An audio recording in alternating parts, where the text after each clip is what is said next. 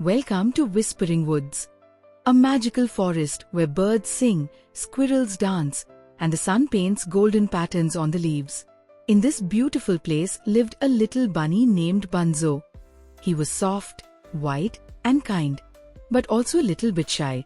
Bunzo was afraid of many things: loud noises, tall shadows, and even his own hiccups sometimes. But the forest was his home, and it was full of love. Bunzo wasn't alone. He had two wonderful best friends, Tilly the wise turtle, who loved to read and hum gentle tunes, and Riffy the playful raccoon, who always had a new idea or a prank. The three friends were very different, but they fit together like puzzle pieces. They played, laughed, and told bedtime stories under the stars. "You don't need to be brave," Tilly would say. "Just be yourself." But deep down, Bunzo wished he could be more. Much more. One evening, the skies turned grey. Winds howled through the trees, and thunder roared like a lion. Bunzo raced toward his burrow, scared and shaking. But just as he reached the entrance, he heard a voice, faint and far away. "Help! Somebody help!" It was Tilly. Bunzo froze. His tiny paws trembled. What should he do? Run and hide? Stay safe? But then, he remembered Tilly's gentle eyes, her warm stories, and how she'd always been there for him. "Even if I'm scared, I have to try," Bunzo whispered to himself. And with one deep breath, the little bunny turned and ran back into the storm. The forest looked dark and unfamiliar now. Twigs cracked, shadows danced.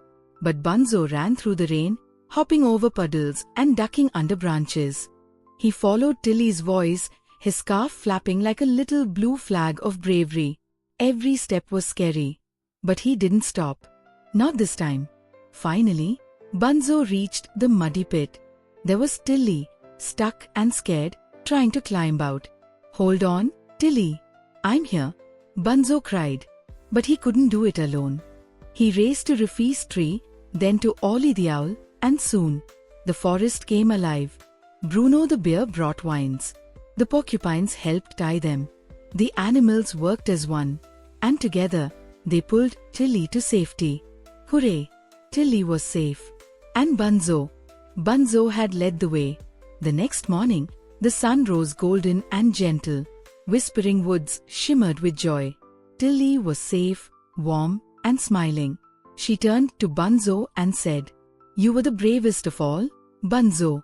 Even when you were scared, you helped." Bunzo's ears twitched shyly. "I was scared the whole time." "That's what makes it real bravery," Riffy added, hugging him tight.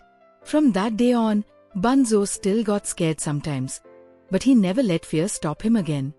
He became known as the brave little bunny of Whispering Woods, not because he was the strongest or fastest, but because he had the biggest, kindest heart.